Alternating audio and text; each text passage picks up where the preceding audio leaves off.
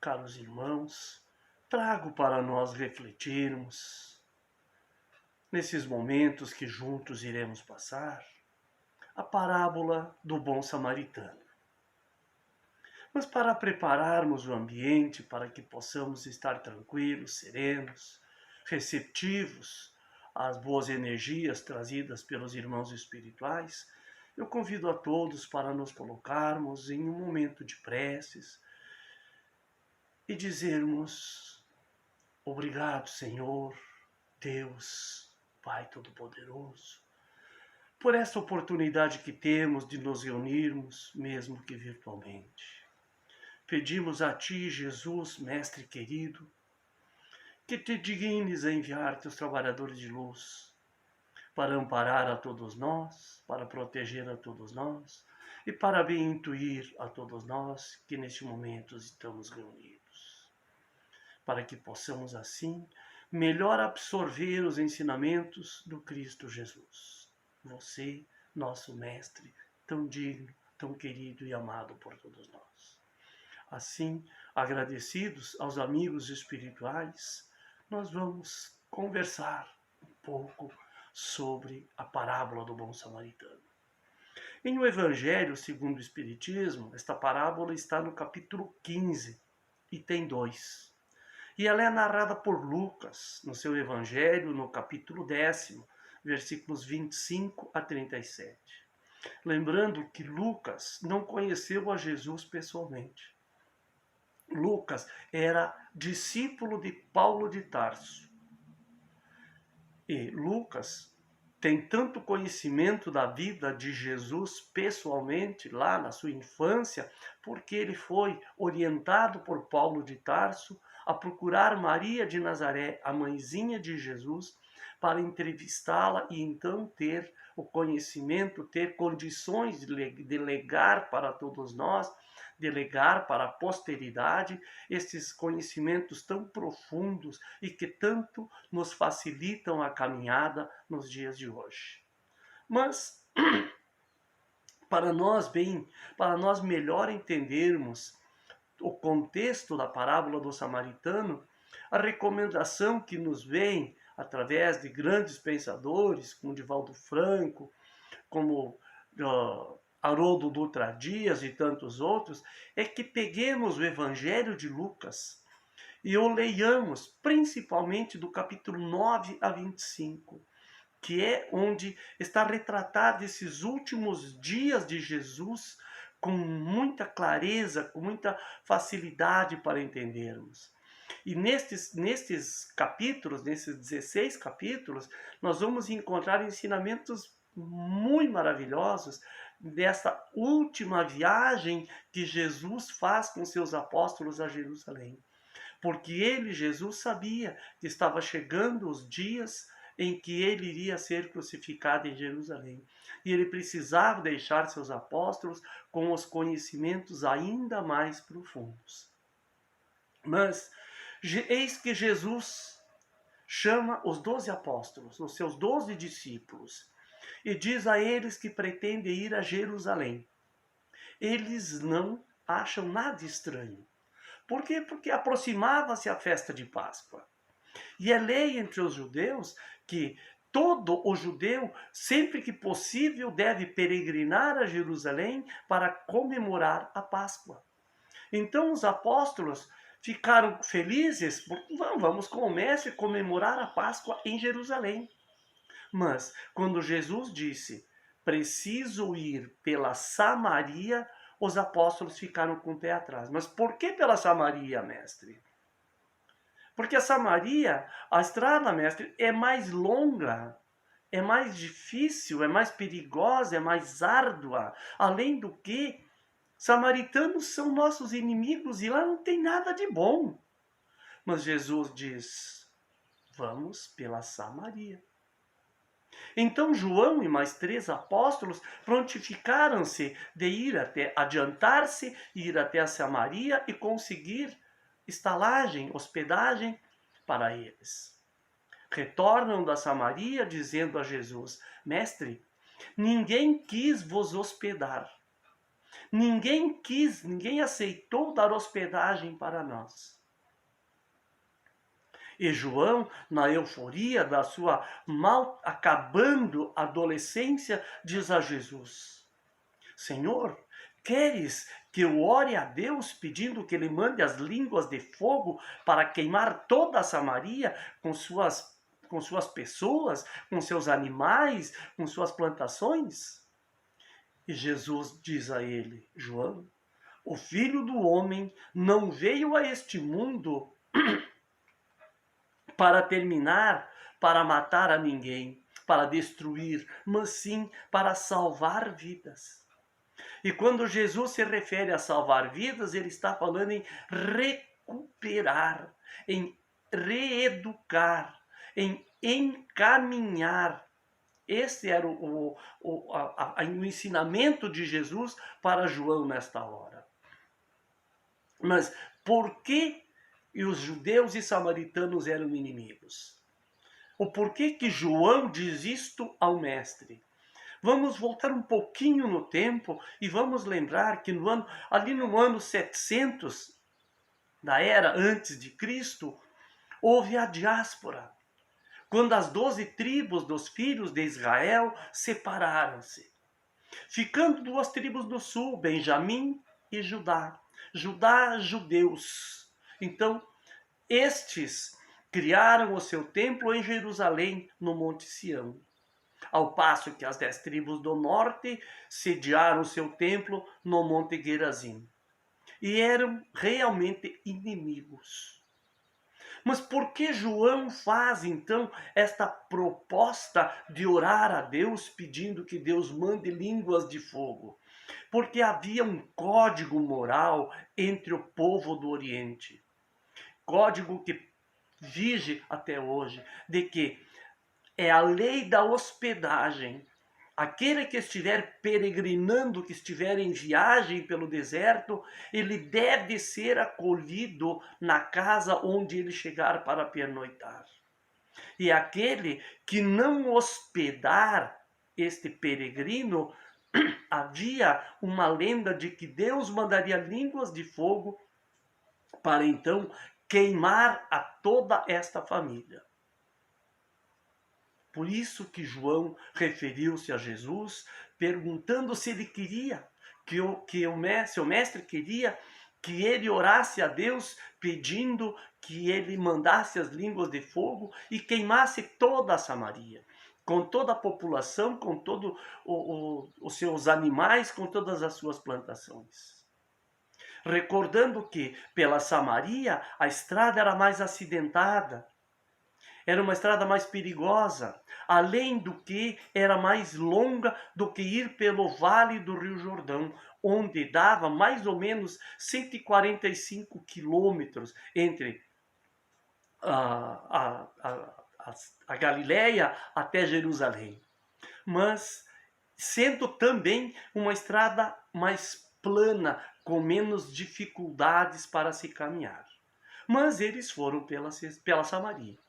E após passarem por Jericó, onde houve todo aquele ensinamento, quando Jesus encontra-se com Zaqueu, eles chegaram a Jerusalém. Cansados, sedentos, com fome. E estão diante do templo. E eis que vem um doutor da lei, profundo conhecedor então da lei judaica, e vem, profundo conhecedor da Torá, e vem de lá experimentar a Jesus, porque viu que ele estava cercado de 12 apóstolos, 12 discípulos, e pergunta para ele: Mestre, que farei eu para herdar a vida eterna? Jesus responde a ele: Que é o que está escrito na lei? Como lês tu? Responde o doutor da lei: Amarás ao Senhor teu Deus de todo o teu coração, de toda a tua alma, de toda a tua força e de todo o teu entendimento, e ao próximo como a ti mesmo. Replicou-lhe Jesus: Respondeste bem, faze isto e viverás. Vamos dar uma pequena pausa na leitura da parábola e vamos analisar que quando Jesus pergunta para o doutor da lei o que está escrito na lei, ele define como que vai ser a conversa. Que a conversa será sobre aquilo que está escrito na lei. E quando ele pergunta, na segunda questão que ele faz ao doutor da lei, como lês tu? Ele pede a interpretação que o doutor da lei faz da lei. Porque quando todos nós lermos qualquer texto, não importa se um texto bíblico, científico, literário qualquer, cada um de nós tem uma interpretação. Então Jesus pergunta ao doutor da lei, como lês tu? Qual a leitura que tu fazes? Tu fazes uma leitura fraterna ou tu fazes uma leitura radical? Uma leitura fanática? Por quê? Porque as pessoas fraternas usam a lei para educar, para conduzir bem. Ao passo que os radicais, os fanáticos, usam-na para condenar, para castigar, até mesmo para matar. Entendamos aqui o já desencarnado Bin Laden, que usava a mesma Torá que Jesus usava para educar, ele usava para matar. Então, quando o doutor da lei dá essa resposta a Jesus, amarás ao Senhor teu Deus de todo o teu coração, de toda a tua alma, de toda a tua força, de todo o teu entendimento, e ao próximo como a ti mesmo, ele nada mais está fazendo do que respondendo a própria pergunta. Ele não se dá conta, em princípio, de que ele vai responder a própria pergunta. E quando ele vê, ele já respondeu. E aqui, nesta resposta, nós temos uma interpretação resumida da lei Torá, da Torá, de mais de 1000 anos. Vem de Moisés essa interpretação. E nós vamos encontrar aonde essa citação desse doutor da lei? Lá em Deuteronômio, capítulo 6, versículo 5, na primeira parte.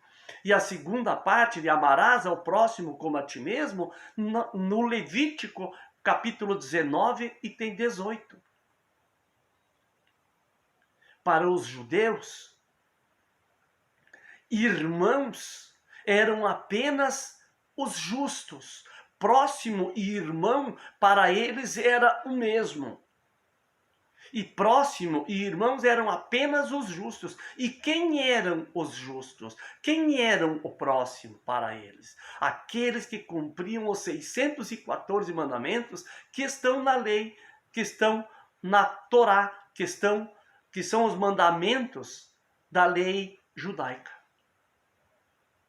Mas lembremos-nos que antes da época de Jesus, viveu em Israel, na Judéia, um grande sacerdote de nome Hilel, que aqueles que leram A Caminho da Luz, que leram Brasil, Coração do Mundo, Pátria do Evangelho, vão ver ali a citação de Hilel, Jesus chamando Hilel. E este Hilel foi avô de Gamaliel, que foi outro grande sacerdote judeu, que foi o professor, foi o mentor espiritual de nada mais, nada menos do que Paulo de Tarso. Em princípio, enquanto Saulo de Tarso e depois enquanto Paulo de Tarso também. E Hilel já dizia, lá antes de Jesus, que os 614 mandamentos podiam ser reduzidos em 10. No Decálogo, nos 10 mandamentos, aqueles que Moisés recebeu no monte, naquele belíssimo evento mediúnico. E também dizia Hilel que esses 10 mandamentos podiam ser reduzidos a 2. Hilel também dizia que todos somos irmãos, que todos os povos de todas as etnias do mundo são irmãos. Mas ele e Léo era uma minoria que o acompanhava já naquele tempo neste pensamento. Por isso que os judeus tinham ainda para eles que irmão era única e exclusivamente os judeus. Aqueles que pensavam da mesma forma que eles, que procuravam levar dentro da sua mente e seu coração os 614 mandamentos da Torá. Mas vamos analisar este primeiro mandamento, analisar item por item. Quando ele diz, amarás ao Senhor teu Deus de todo o teu coração, o que é que ele está dizendo? O coração para os judeus era a sede da inteligência e dos bons sentimentos, e dos sentimentos, bons ou maus. E diziam os judeus que um coração dividido não pode amar a Deus, e isso é algo que nós sabemos. Um coração dividido, um coração que um pouco quer o bem e um pouco quer o mal, não pode amar a Deus. E quando eles dizem de toda a tua alma, a alma e o corpo eram inseparáveis para os judeus. Então, era preciso amar, para amar de toda a alma, era preciso gestos concretos. E estes gestos concretos estavam, entre outros, a peregrinação a Jerusalém. O oferecer sacrifícios também, oferecer sacrifícios no seu lar e também no templo para Deus. Aí estavam os gestos concretos. E quando eles dizem, quando diziam de todas as tuas forças e entendimento, eles estavam referindo-se nas forças financeiras, aliar as finanças e o conhecimento de sua vida para fazer o bem. Então, para amar a Deus sobre todas as coisas, amar a Deus de todo o teu coração, de toda a tua alma, de todas as tuas forças e entendimento, era usar um coração puro, tendo nele apenas o bom sentimento, usando a inteligência, peregrinando a Jerusalém, fazendo sacrifícios e unindo as suas finanças para fazer o bem aos demais. Isto aí estava. Mas este mandamento, os judeus conheciam de cor e salteado, porque desde o nascer viam e ouviam seus pais cantar no mínimo 3 vezes por dia esse mandamento. Porque, segundo Haroldo Dutra Dias e outros grandes pensadores, os judeus fazem este canto deste mandamento no mínimo 3 vezes por dia, ao amanhecer, ao meio-dia e ao entardecer. Mas voltando agora para a parábola, nós vamos ver então que o doutor da lei, querendo justificar-se no seu questionamento a Jesus, ele pergunta, e quem é meu próximo? Querendo que Jesus diga para ele, teu próximo são os judeus, teus próximos são os romanos, são os gregos, são os samaritanos, são os fenícios, seja lá quem for. Mas Jesus, profundo conhecedor da malícia deles, responde a ele, então, com a parábola do bom samaritano. Quando Jesus diz, um homem descia de Jerusalém a Jericó, e caiu nas mãos de salteadores, que depois de o despirem e espancarem, se retiraram, deixando-o meio morto. Por coincidência, descia por aquele caminho um sacerdote, e quando o viu, passou de largo. Do mesmo modo também um levita, chegando-se ao lugar e vendo-o, passou de largo. Um samaritano, porém, que ia de viagem, aproximou-se do homem e, vendo-o, foi tocado de compaixão dele. E chegando-se, atou-lhe as feridas, deitando nelas azeite e vinho. E pondo-o sobre seu animal, levou-o para uma hospedaria e tratou-o. No dia seguinte, tirou 2 moedas, deu-as ao hospedeiro e disse: trata-o. O quanto gastares demais, na volta te pagarei. Vamos dar uma pequena pausa no texto da parábola e vamos fazer uma análise novamente. Descia de Jerusalém tem vários sentidos. Jerusalém fica a 800 metros acima do nível do mar. Jericó, 230 abaixo do nível do mar. Ou seja, há mais de 1000 metros de diferença de altitude entre Jerusalém e Jericó. Então, geograficamente, o homem descia de Jerusalém. Mas também tem o sentido de que Jerusalém é a cidade santa, é a cidade do templo. E Jericó é uma cidade mundana, uma cidade de muito comércio, de muita distração, muita diversão, muita movimentação de pessoas de todas as raças, desculpem, de todas as etnias, né? E uma cidade com múltiplas formas de vida. Além do que, num outro sentido, Jerusalém estava comemorando a Páscoa, uma festa santa. E o homem saía dessa festa santa para descer para uma cidade mundana. Então, ele descia. Mas quem era o homem? No texto não há especificação. Jesus apenas diz: um homem descia de Jerusalém para Jericó. E esta era uma estrada, neste ponto, bastante perigosa. Havia muitos salteadores neste trecho, devido à região ser muito acidentada. E debaixo de caminhar mais lentamente para evitar as quedas. Quem era este homem? Jesus não disse se era judeu, se era samaritano, se era romano, se era grego, se era fenício, se era caldeu. Jesus não diz.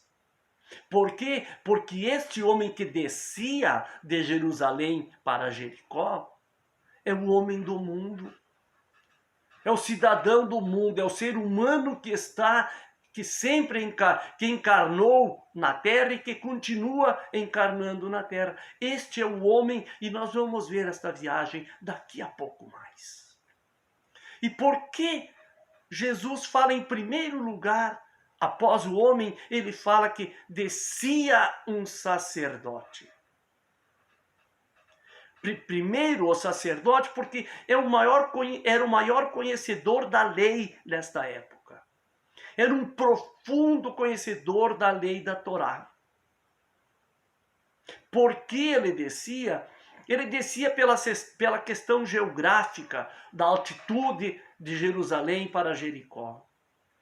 Ele descia porque ele saía da cidade santa para uma cidade mundana. Porque ele saía da situação de uma festa, da comemoração de uma festa de extrema relevância dentro dos judeus. E ele também descia pela atitude que ele ia ter e que ele estava tendo com aquele homem que ali estava caído. O sacerdote, por que ele não ajudou o homem? Porque ele, enquanto sacerdote, não podia tocar em cadáveres. Ele só poderia tocar naquele homem para auxiliá-lo se ele fosse um irmão seu, irmão de etnia seu. Mas como que ele teve certeza que aquele ali não era um judeu? O homem estava nu, estava todo machucado, todo arrebentado, estava inconsciente, próximo à morte. Ele não, por isso, ele, enquanto sacerdote, ele não tocou. Mas ele mais pensou em si do que no ser humano, no Filho de Deus que ali estava caído, agonizante à beira da morte. Ele não olhou com ódio para a pessoa ali caída, para o homem ali caído. Ele olhou com indiferença. E nós já vamos ver que a indiferença é bem pior do que o ódio. Mas quem eram os levitas que Jesus refere-se na parábola? Os levitas eram os auxiliares diretos dos sacerdotes. Também um grande conhecedor da lei da Torá. E por que ele não tocou no ser que ali estava? No viajante que ali estava agonizante à beira da morte? Ele não tocou porque o seu líder que ia logo à frente passou direto, então ele também podia passar direto. E isso também nós vamos ver daqui a pouco mais, um pouco antes de encerrarmos a nossa fala. E ele também descia, o levita, pelas mesmas atitudes, então, do sacerdote que desceu um pouco antes que ele.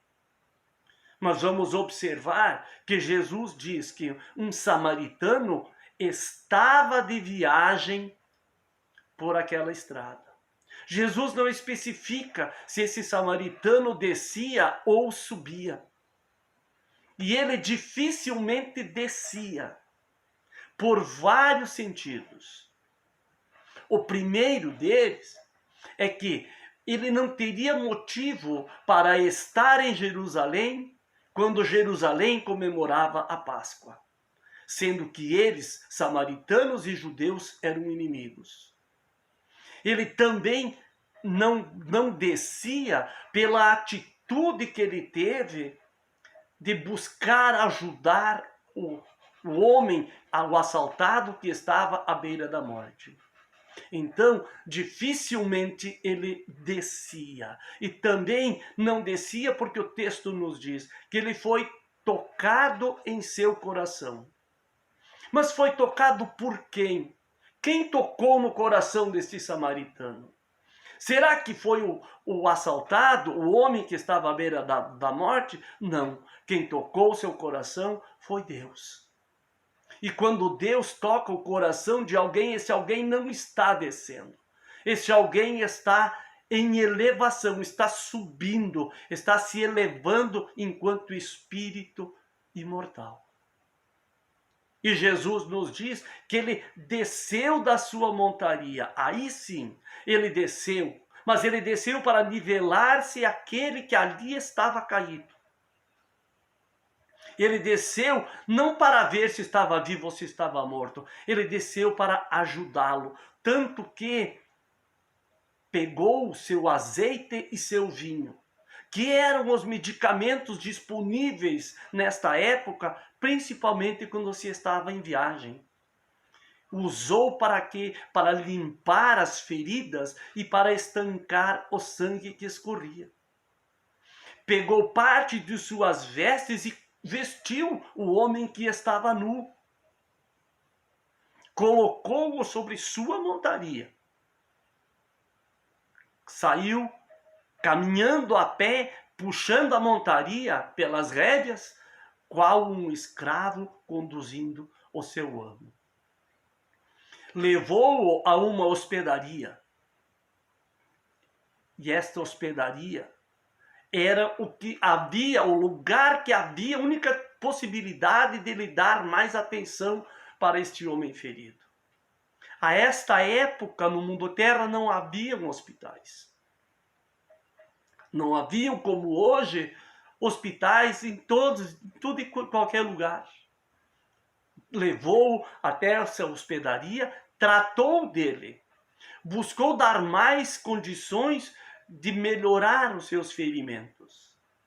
No dia seguinte, ele chega para o hospedeiro, tira 2 moedas de seu bolso e diz: olha, eu estou continuando a minha viagem. Cuida do homem que aqui estou deixando. E quando eu voltar daqui a alguns dias, tudo que tu gastares a mais no tratamento dele, com a hospedagem dele, eu te pagarei. Ou seja, deu continuidade na atenção que ele deu para aquela pessoa.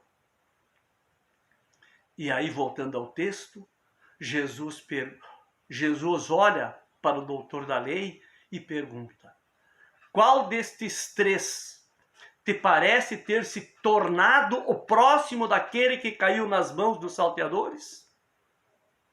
Vamos parar o texto novamente e vamos nos lembrar de João, o apóstolo, que nesta hora deve ter pensado: e eu que queria que Deus queimasse todos os samaritanos e seus bens?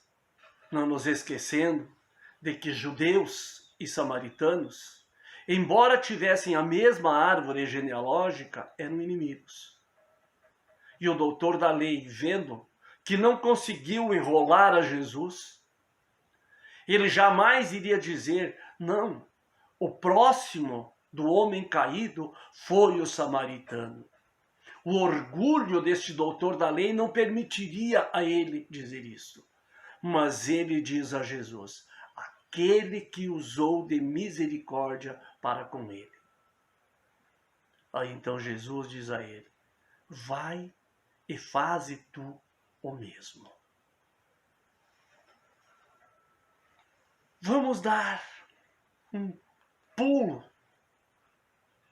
do ano 33 da nossa era para agora. E vamos nos perguntar: nós somos o viajante, o sacerdote, o levita ou o samaritano? Qual será que nós somos?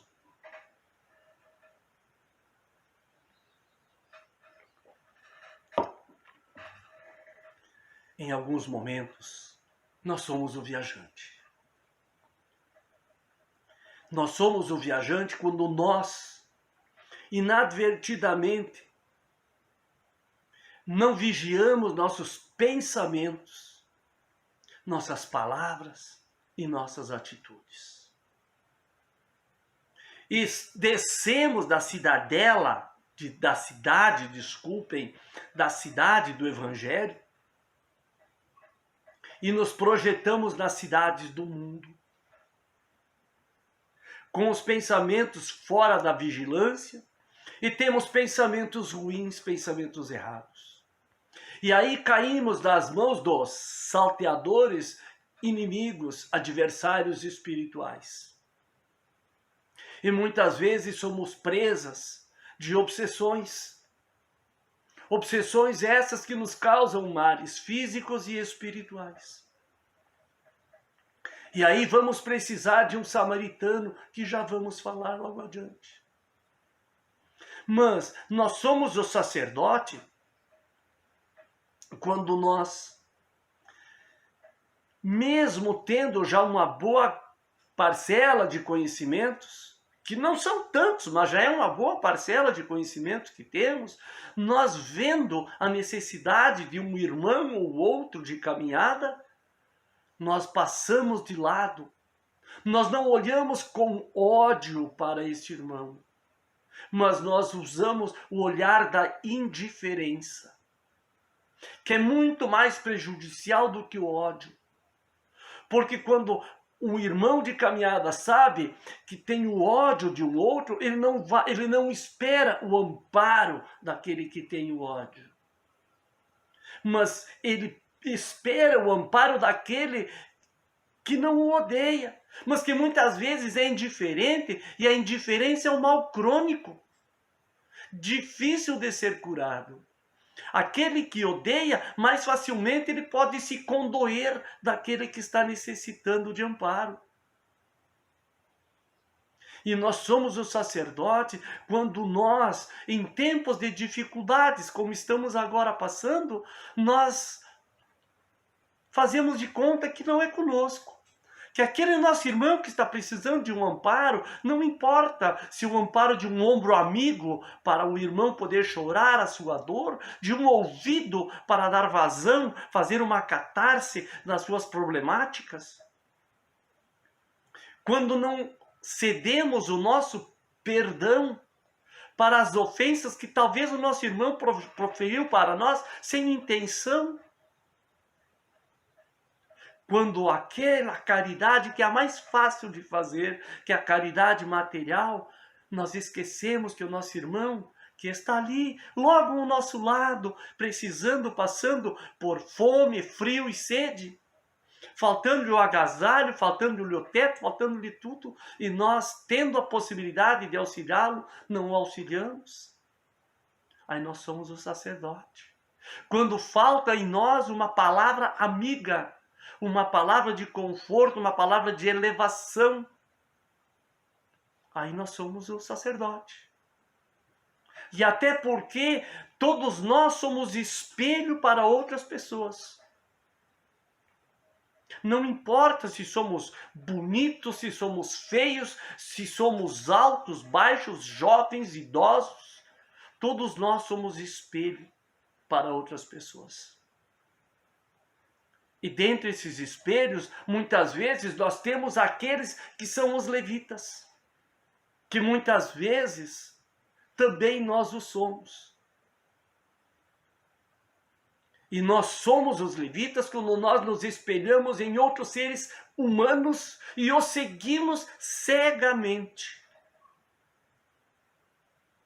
Aí nós somos os levitas. Quando nós não procuramos aprender o real sentido da lei divina em todas as situações. Nós somos os levitas quando nós seguimos cegamente, repito, a outras pessoas. Porque ele sabe mais do que eu. Podemos usar o conhecimento das outras pessoas, mas precisamos nós buscarmos também o conhecimento. Porque se essa outra pessoa cair no fosso, nós vamos cair juntos. E Jesus já nos disse isso. São cegos, muitas vezes, a conduzir outros cegos. E ambos caem no fosso. Então, deixemos de ser levitas. Busquemos usar, não de forma errada, mas buscarmos seguir, usar os conhecimentos que outros têm. Mas busquemos na fonte os conhecimentos também. E qual é a fonte? A fonte está na lei divina. A fonte está no Evangelho de Jesus. E nós podemos também ser os samaritanos. Somos o samaritano em muitas horas. Em muitos momentos. Somos os samaritanos quando nós buscamos o aprendizado na fonte. Quando nós permitimos que Deus toque os nossos corações com ternura, com misericórdia, com piedade, com paz. E buscamos agir dessa forma. Quando nós não olhamos quem é o próximo que está precisando.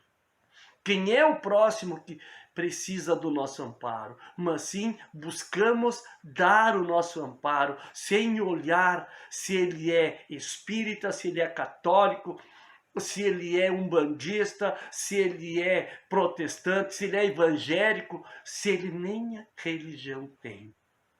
É um irmão nosso de caminhada.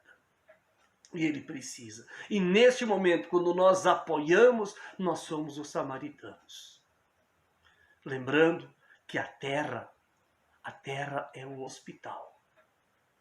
O nosso hospital.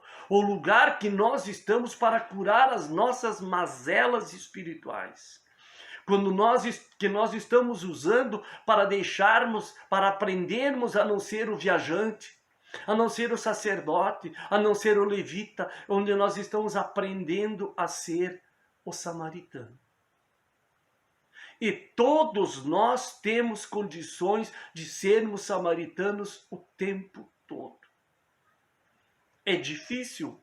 Se alguém achar fácil, parabéns. Está em missão no mundo. Mas nós temos a capacidade de sermos o samaritano o tempo todo. Depende única e exclusivamente de nós. Jesus deixou-nos muitos, inúmeros, manda inúmeros mestres para nos ensinar. E dentre eles está este que nos trouxe esta bela oração com a qual encerro a nossa fala de hoje. Francisco de Assis. Senhor, fazei-me um instrumento de vossa paz. Onde houver ódio, que eu leve o amor. Onde houver ofensa, que eu leve o perdão. Onde houver discórdia, que eu leve a união. Onde houver dúvidas, que eu leve a fé. Onde houver erro, que eu leve a verdade. Onde houver desespero, que eu leve a esperança. Onde houver tristeza, que eu leve a alegria. Onde houver trevas, que eu leve a luz. Ó Mestre, fazei com que eu procure mais consolar do que ser consolado, compreender do que ser compreendido, amar do que ser amado. Pois é dando que se recebe, é perdoando que se é perdoado, e é morrendo que se vive para a verdadeira vida, a vida eterna. Que assim seja. Agradecendo a Deus, a Jesus, aos espíritos tutelares, encerramos a nossa fala dizendo a todos que amor e a paz de Jesus permaneça entre todos nós, entre hoje e sempre.